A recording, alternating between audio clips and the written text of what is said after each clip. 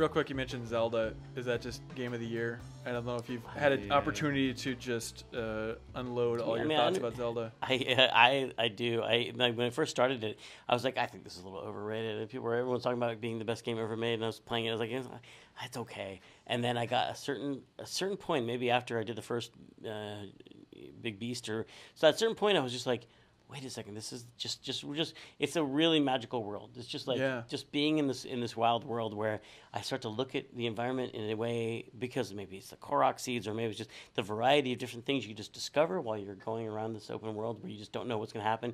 And you know that if you have to, I have to go to that place on the horizon, I'm going to have so much fun on the way there. This is amazing. But we've talked about it a ton on this podcast. I still can't wrap my mind around, why don't other open world games offer that? What is unique here? Is it just a slightly different sensibility? Maybe coming to the open world genre from a Japanese perspective versus American or European perspective? How much is it just that new take on it versus just the beauty of Zelda in an open world?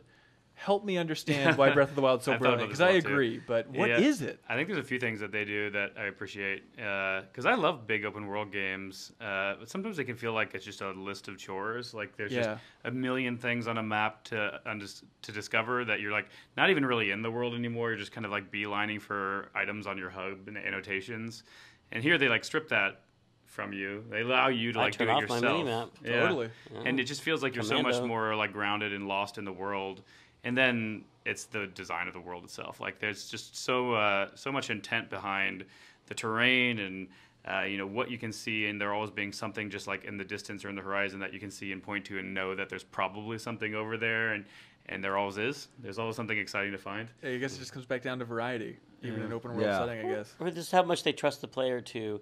Like when the Korok seeds, like so far there's not a lot of gameplay value to them. I mean, I know there's things that you get for them, but mostly I'm walking around and I say, oh, that's funny, there's 5 rocks over there, and they're almost like a circle. That's weird that there's one rock missing from that circle, and then, you go around, you go a little farther, and you're like, oh, here's a rock all by itself. Yeah, I wonder what would happen if I picked that. Like the first time this happens, you're just kind of like this. No, and you pick it up, you put it back, and then poof, this magical thing happens. And you're like, I'm a genius. I'm a genius, and that I figured that out because no one told me. Because in a normal game, you'd have this like mist that would appear, and you walk up to it and press Y to finish circle. You press it, and but here it was like you have to actually look at the environment and just get in tune with what looks suspicious. And that makes because some things have mysteries to them. It makes everything have a magical mystery to it. Like it could be in one of those things anywhere. And I swear it even makes the real life a little bit more magical, because I was crawling around Sutro Bass the other day with my daughter, and I was kind of like, oh, that looks like a Korok seed is hiding over there. But you're just kind of looking at things and wondering what the story is of that old fallen crumbled piece of concrete. You start to examine things a little bit more closely. When is my weapon going to break? Yeah, everything. Yeah, exactly. That's totally what I was thinking. Joseph, do you have a favorite game from recent memory? Have you been playing Zelda?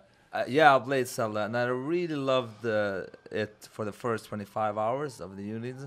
But then again, for me, it became too much the same thing after a while, actually. I have to admit this. I mean, I'm a huge Zelda fan, but I felt what you guys felt. Like, the villages was unique and all that stuff, but then it did some of the open world, like, traps or whatever you call it. That I felt like I kind of lost connection to it. It felt a little bit. But that's after 50 hours, so it's still a great game, though. Right, so. But once you start seeing the Matrix, like, okay, I know there's dragons in this world. I know it's probably going to be a Korok. There's a mysterious rock missing. Once you see the ingredients, then it kind but I of would love loses to add something about the time, because I know there's a lot of talk about, for my $60, there's something with this industry. I don't even know what it is, but I don't know how people value their time. I mean, it's really weird. I mean, what is that? I mean, it's like, I paid $60, and nobody questions a time length on a movie.